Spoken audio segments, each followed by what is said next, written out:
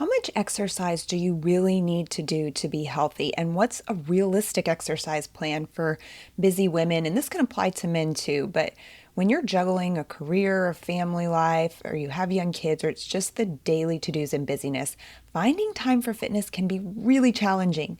But it's not just about finding time, it's about having the right approach and mindset. There's a difference between exercise and physical activity, and we're going to talk about that. And then we also need to know, where are we and where are we trying to go? I'm talking about your goals and your current physical fitness state, because there's a lot of information out there that can sound really confusing because people are talking about some really specific things when it comes to exercise programming. Well, today we're going to talk about what you can do and how you can do it so that you can be physically fit and healthy. Welcome to the Holy Well Journey podcast. I'm your host, Stephanie Hodges. Join us for weekly faith-based conversations on holistic health to uncover practical tips for how to thrive and apply biblical wisdom to our busy modern lives. From fitness to food to fasting, we're here to discover what it means to have a healthy spirit, soul, and body. Be sure to subscribe so you don't miss an episode.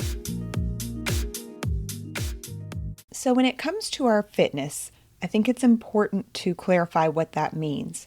And we're not just talking about exercising so we can lose weight. We're also talking about the many benefits that physical activity has for our mental health.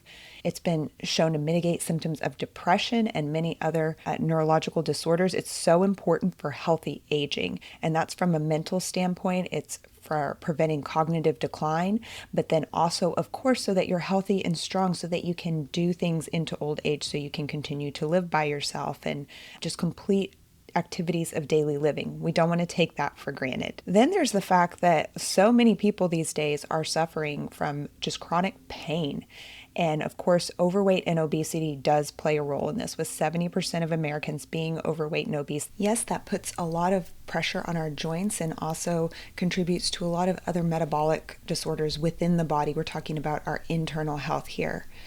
But either way, what physical fitness does is improve our cardiorespiratory capacity. It helps us to have stamina to do what we need to do in life. It strengthens our muscles, our bones, and our joints so that we can live a long and healthy life. And those are things that everybody wants. And sometimes we are so caught up in the immediate, we think, oh, well, I will start exercising later. I'll do it before I get too old or I start to have too many health problems. Well, unfortunately, a lot of times those issues are building over time and they will catch up with you. And so you can't delay or put off starting an exercise program until you think you need it or until you think you have more time, because that's not going to come. But I would say there's three big categories when it comes to talking about our physical fitness. And one level would be people who are trying to maximize performance.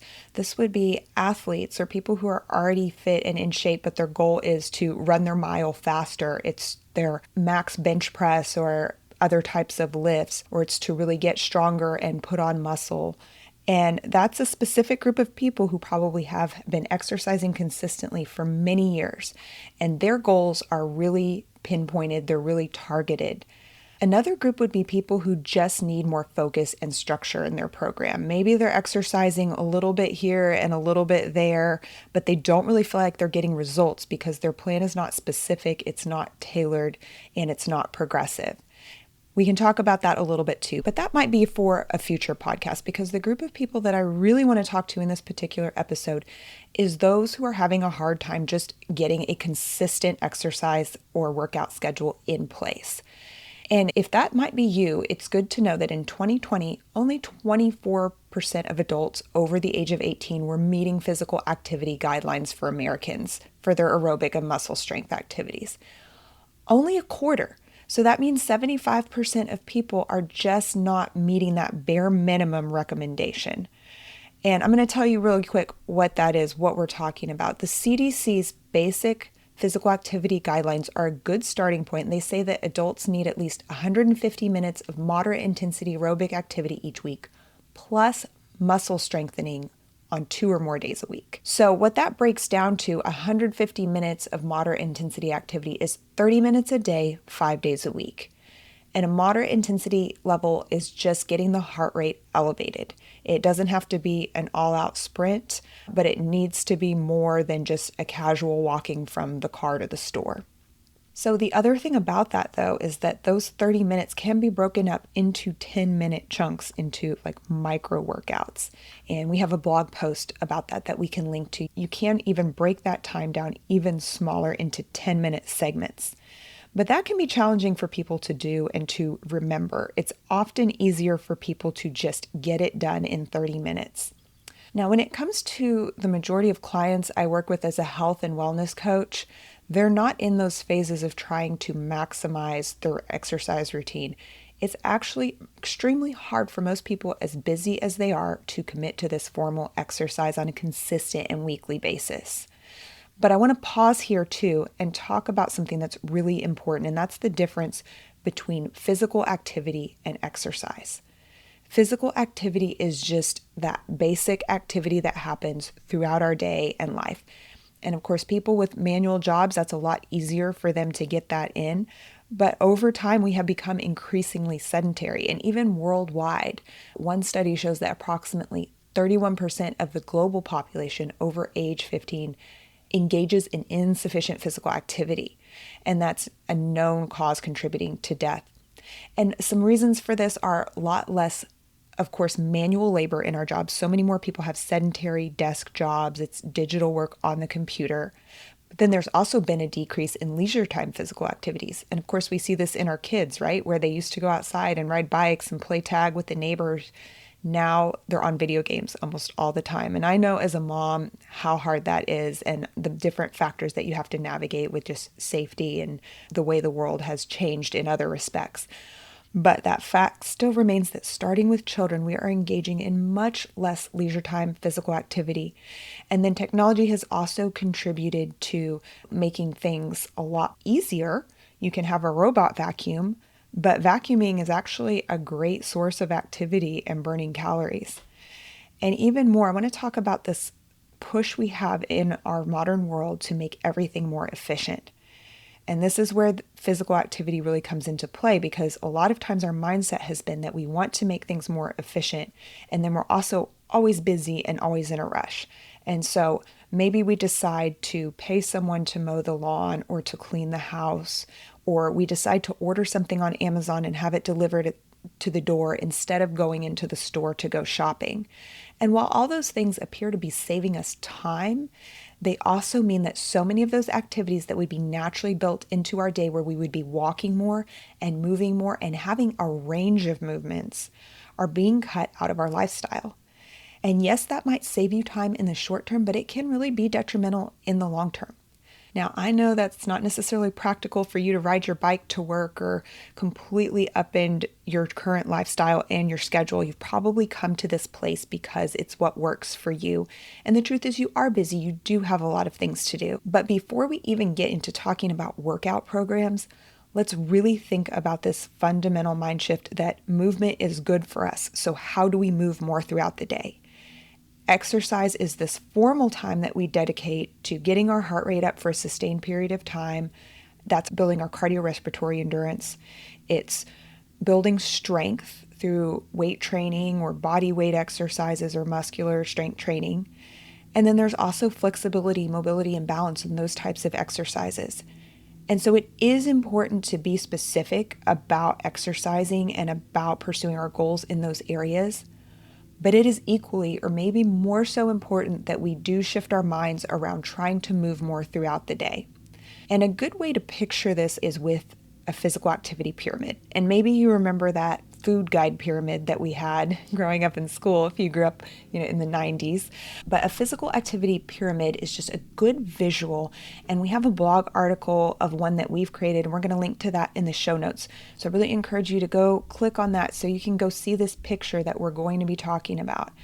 Because when it comes to the clients that I'm working with, trying to tell them, hey, you need to start going to the gym 3 days a week for 90 minutes or even 60 minutes, or even the idea of doing 5 days a week of physical activity for 30 minutes, it can be really challenging if that's something they're adding in to their busy schedule already. So let's talk about this physical activity pyramid and how we work our way from being sedentary to not having any workout routine at all to putting all these building blocks in place that will give us a well-rounded fitness routine. So it starts this level one, this baseline that would be an everyday, 7 days a week, active daily living and walking category. And that's kind of what I was alluding to previously, just about making more choices to get up and move throughout the day. It's things like walking the dog, playing with your kids, stretching, cleaning the house, little things that you do while you're working, where maybe you get a standing desk or you stand up frequently. You set an alarm to make sure that you're not spending too much extended time sitting. It could be that you're pacing and walking back and forth when you're on a phone call, just simply that you're moving more. And when you have the choice to sit on the couch and watch TV, or do something sedentary, or go outside and play in the backyard with the kids, you're going to choose that physical activity. And I also include walking in this category because, especially for most Americans, walking is not something that's naturally built into your day.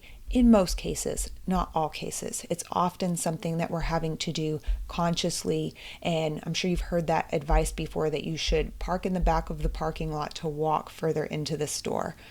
Well, that's good if you're doing errands every day, but a lot of people aren't. Some people are even working from home, or they're going straight to get in their car in the garage and drive directly to the office. But walking is something that we can measure, because just telling people, hey, you should be more active every day, that's a little bit ambiguous and vague. How do you know if you're really doing more activity? And one way could be just having certain amounts of time that you dedicate to cleaning or to being outside. But one of the easiest ways to see how active am I being, just as a general baseline every day, is by counting your steps. And you can do that through a smartwatch or a simple pedometer, and they have some very inexpensive watches that will count your steps for you. And you may have heard the number 10K a day. That's taking 10,000 steps a day, and that's a good target to aim for. And it is, but it's also been shown that was actually a little bit arbitrary how that was established. And so the best way to get started is to simply measure your baseline. How many steps on average over the course of a week are you taking? Because yes, it's true too. Some days are very different than others. Your weekdays may look different from your weekends. And it's not necessarily about getting the exact same number every day, but over the course of the week, what is your average? And then trying to increase that from there. And it could be that you're starting out just 3,000 steps a day on average, and you want to go to 3,500. And then each week you're trying to increase that number slightly. And 10,000 steps for most people, that's about 4 to 5 miles. And so if your preferred formal exercise is walking or elliptical, and that's counting as your steps and it's measuring that activity as your steps, then that's great. And if you're someone that likes to ride the bike all the time, or row, or do something else where steps aren't counting, well, you can take that into account. But again, we're not getting into splitting hairs at this stage of the game. We're just trying to take some simple steps that will help you to incorporate more physical fitness in your daily life. So increasing your step count, limiting the sedentary activities, choosing to take part in leisure activities that are going to help you move. Those are all things that you want to be doing every single day to ensure that you're just moving more. One more note, and you might have heard about this study, this research study that was done in 2007, where they measured the relationship between exercise and health and mindset in 84 female room attendants who were working in hotels. And half of this group was told that the work that they do on a daily basis, which was cleaning the hotel rooms, was good exercise and satisfied the Surgeon General's recommendations for an active lifestyle. And then there was a control group that wasn't given this information. And so all of these ladies ended up doing the same job, but 4 weeks into it, the group that had been told that they were satisfying those physical activity recommendations, it turns out that they had a decrease in weight, blood pressure, body fat, waist to hip ratio, and body mass index compared to the other group. So when you think about some of these chores that you have to do throughout the day, or some of these errands or things that might be taking up more time, just having the mindset around it that, hey, no, I don't love to clean the house, but it is good for me. It's giving me some activity in my day. And I keep using the example of cleaning the house. There could be many other examples out there too. Get creative. Think about what you like to do, what you need to do, and what you have to do.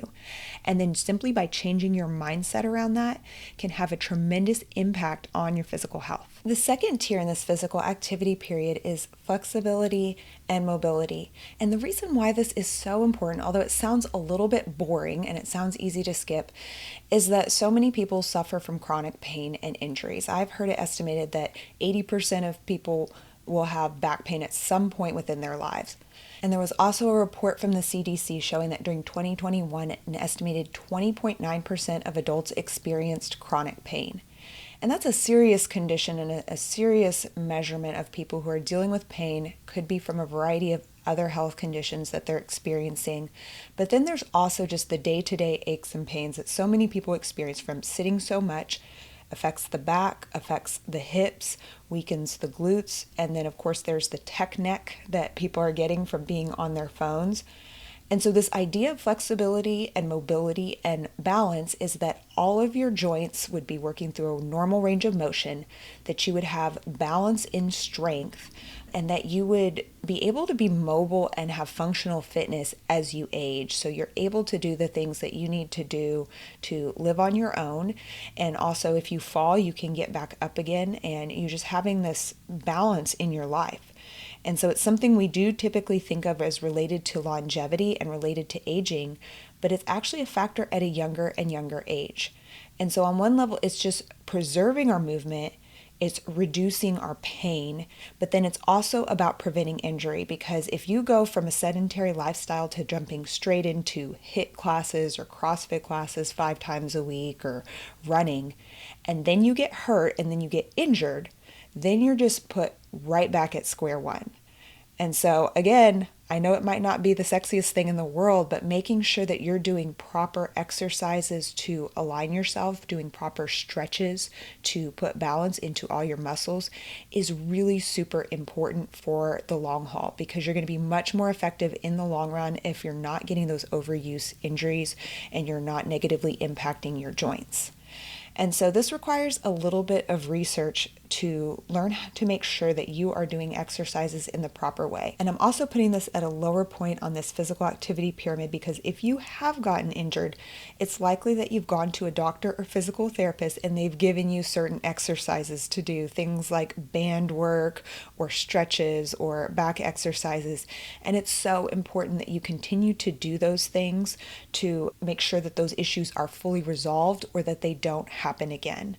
And this mobility flexibility section is low on the pyramid, not necessarily because it takes a lot of time, but because it should be done frequently. It should be everyday concern of ours to make sure that we're doing our stretches after our workouts and making time for that, not just rushing on to the next thing, which I'm so guilty of doing myself.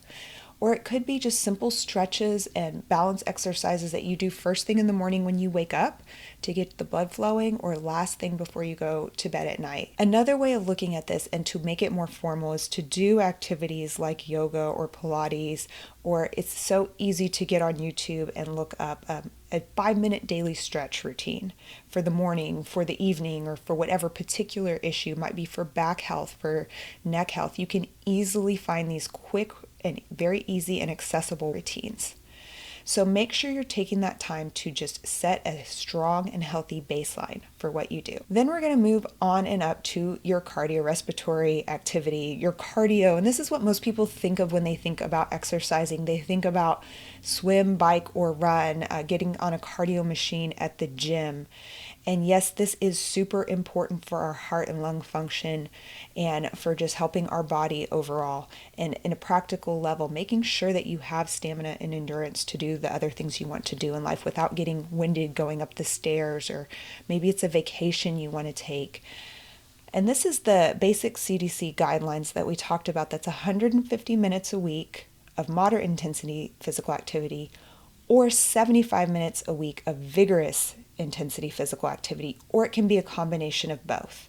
For a while, high intensity interval training or HIIT training became extremely popular, and that would be the vigorous intensity physical activity.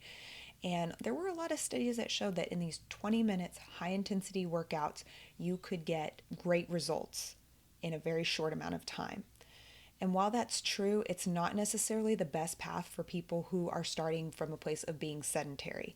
In that case, it's much better that you would build up your baseline with moderate intensity activity And then the other thing is, if it's only vigorous activity all the time, you have a much higher risk of getting injured. So most people will find that a combination of both is the best route forward. And it's become pretty popular recently to talk about zone 2 cardio. A lot of the big podcasters and lifestyle experts are talking about the zone 2 activity. And zone 2 is referring to your heart rate. It's basically a 60 to 70% of your heart rate max. And these activities would include things like brisk walking, jogging, swimming, and cycling, doing elliptical or other machines at the gym at an intensity to which you're able to talk, but not talk extremely comfortably. So some experts recommend getting even up to 200 minutes of zone 2 cardio a week. That may sound like a lot, but it's really just 40 minutes 5 days a week. It's upping that minimum requirement to 40 minutes of steady state endurance training, again, that you can sustain for a longer period of time. Now, you can also, again, break it up into multiple sessions throughout the day, but it's something that you need to build up to. And so starting from that baseline, again, of 30 minutes 5 days a week is a good place to start. And some people don't have time to go to the gym, so they need an option at home. Well, if you have a bike, you could go bike riding. Of course, there's always walking and jogging. Those are great. But you can also find so many YouTube videos. I know I said that about mobility, but it's true. You can find these at-home cardio workouts and strength workouts. The other thing is, if you just don't feel like you have a lot of time to work out, and part of that being because you don't have time to drive 15 minutes to the gym, do your workout, and then have to shower and change afterwards, that's where an activity like walking just can't be beat, because a lot of times you can do that without getting to the point that you're so sweaty you need a shower. You can just bring extra shoes to work and go during your lunch break. It's one of the most adaptable, versatile, and great forms of exercise that you can do throughout your life. So yes, we could talk in a little bit more detail about this aerobic versus anaerobic training, and that's the moderate versus vigorous intensity training and the different protocols that have been studied for that. But that comes down the road. Don't overthink it in the beginning. Just make sure that you're establishing a habit that's consistent. So this final segment of our physical activity pyramid is strength training. And strength training honestly isn't something that I love to do, but it is so incredibly important it can't be missed. And it's very important for healthy aging. It's very important for weight loss, not because you're going to be burning so many calories through weightlifting that it's going to cause you to immediately lose weight, but because it improves your body composition.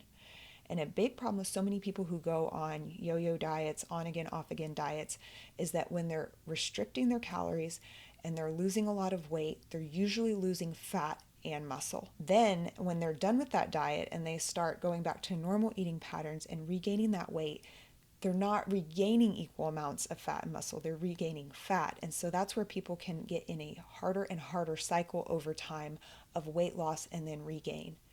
On the flip side, you can do yourself so much good when it comes to weight loss and body composition by lifting weights and by building muscle. And I know that sounds scary because building muscle for women makes you think, oh my gosh, I'm going to get bulky, I'm going to get big, I'm going to get heavy.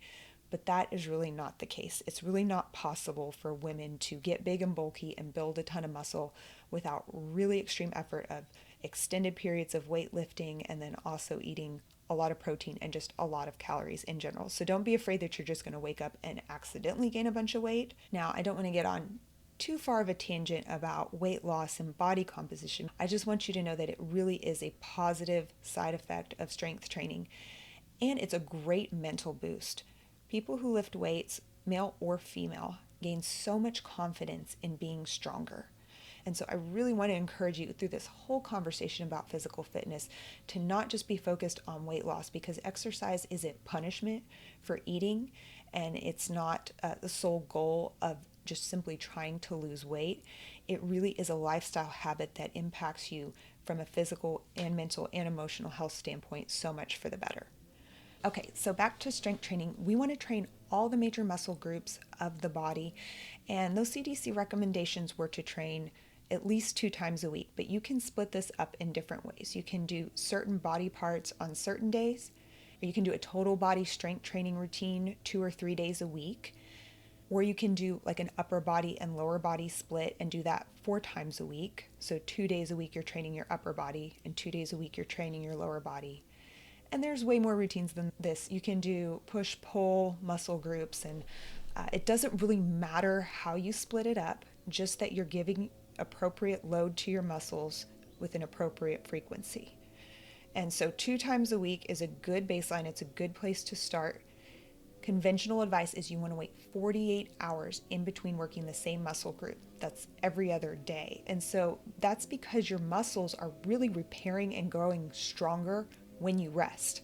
It's not when you're working out, you're actually breaking down those muscles, but then in the rest periods in between, they're able to repair and grow stronger. So you really want to focus on that rest. When you're just starting out, it may be that you start with 1 set per muscle group, and you can do a very quick workout and still see results for that in the beginning.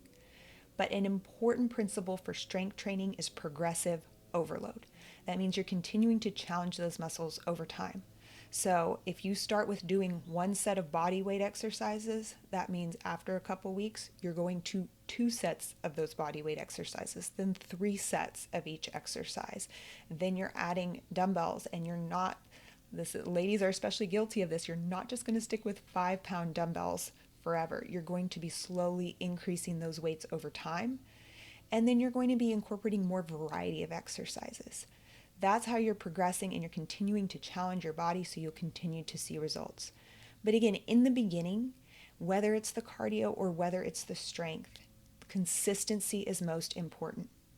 And so find things that you can do that you enjoy doing, hopefully, but even if you don't enjoy them, that you're willing to commit to. And you have to make that decision when it comes to physical fitness and it comes to this type of exercise, that you're not going to overthink it when it comes time to do your exercise. You're going to have to look at your calendar, look at your schedule, plan what time makes sense. And then when that time comes around, it's not a conversation of, oh, do I really feel like getting out of bed to work out? Or do I really feel like going to the gym after work? You have to just do it. And that's where it can be more helpful when the consistency factor comes in, to be doing the same thing maybe every day. And you might not be doing the same type of workout every day. You might have some days that are more of a rest and recovery day where you do just a really light walk, or you do some of that stretching and flexibility work. But doing something every day at the same time, or at least 5 days a week at the same time, can really help you to be more consistent. You're taking that mental mind game out of it. So let's sum it up. The title of this podcast was A Workout Plan for Busy Women. And there were these 4 components that we talked about within it. 1 is simply to be more active every day, to set yourself a goal of increasing your steps. Maybe that's where you start. Maybe that's what you need to do for the next month, is to just focus on being more active every day. And then alongside that, working on your mobility and your flexibility and your balance, making sure that you're bringing balance to your body from a posture and alignment standpoint. Then you want to work on getting that consistent aerobic activity, that cardiorespiratory endurance. And then finally, last but not least, in fact, I would say it's most important, it's not less important than your cardio, would be your strength training. Start with 2 days a week if that's all you have, and then see where you go from here. If you can set aside for yourself 5 days a week for 30 minutes of cardio, and then add 15 to 30 minutes on 2 of those days for strength training, that's an effective workout routine. It doesn't have to be an hour a day. And remember that it doesn't have to be going to the gym. A lot of times, the amount of time that we have to invest in workouts is getting back and forth. And if you love classes, if you love the gym environment, by all means do it. It'll help you be more consistent. But if that's something that you don't feel like you have time for, start with things that you can do at home. So I would love to talk to you more about physical fitness, more about your individual and personal goals. And we can do that on a discovery call. So head to stephaniechhodges.com and you'll find the tab there to book yourself a discovery call, so we can talk more about how to get you a regular workout routine that works for your life. Thank you for joining us for this episode of the Holy Well Journey podcast. Please be sure to subscribe, and you can also head over to holywelljourney.com to check out the show notes and the whole podcast library. That's also where you'll find information about our health and wellness coaching, which you can participate in online from wherever you are in the world. Just a reminder and disclaimer that this podcast is for educational and informational purposes only. It is not a substitute for medical advice or professional counseling. Please be sure to consult your doctor before making any changes to your diet or exercise plan. Thanks for for joining us on this journey to becoming wholly well.